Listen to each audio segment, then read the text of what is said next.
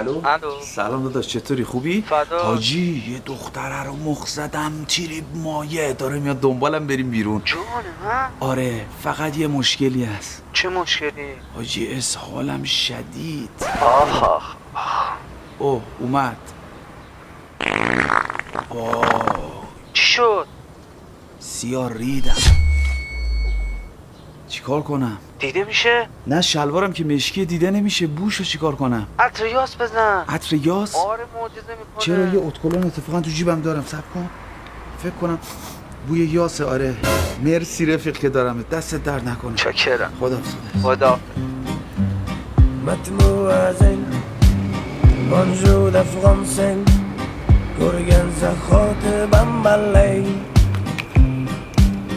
gülüşlerin, qarashlerin. سلام، خوبی؟ سلام مرسی، تو خوبی؟ قربونت فدات. از بوی اتکلونم خوشت اومد؟ یک بوی عجیبی داره، انگار یه نفر زیر بوته یاس ریده. بازم نشستی رو برون